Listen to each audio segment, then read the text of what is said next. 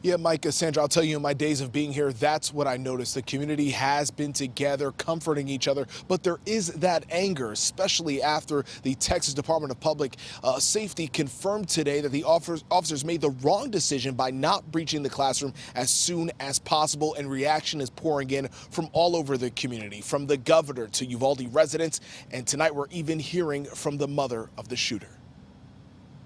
Why didn't they protect the kids? It's the question Hosea Lay and others throughout the Uvalde community are asking Friday after learning police waited more than an hour to enter the classroom to take down the shooter, breaking active shooter protocol. What the officers should have done, gotten in there, no matter the consequences to everything that happened. The director of Texas Department of Public Safety confirmed Friday morning officers should have done just that.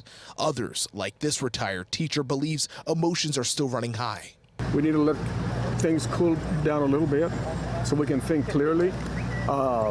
You don't know what these police officers are going through. 2 days ago at Uvalde High School, Governor Greg Abbott said if not for the response from police, quote, things would have been worse. And on that very same stage Friday, the governor claims to have been given inaccurate information. I am livid about what happened. I was on this very stage 2 days ago, and I was telling the public information that had been told to me in a room just a few yards behind where we're located right now. The governor did not say who gave him that information, but said he wants the Texas Rangers and the FBI to get to the bottom of it. I don't know how to express the loss of the families that I've talked to. Democrat State Senator Roland Gutierrez represents Uvalde. He interrupted the press conference today, asking for the governor to order a legislative session and get something done. Bring us back to do that one thing. If he wanted to show any fortitude whatsoever, change the age to 21, 24. You pick it. Do something, man.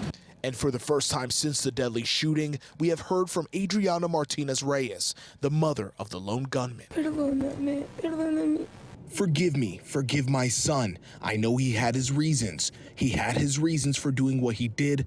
Please don't judge him. I just want to the innocent children who died to forgive me.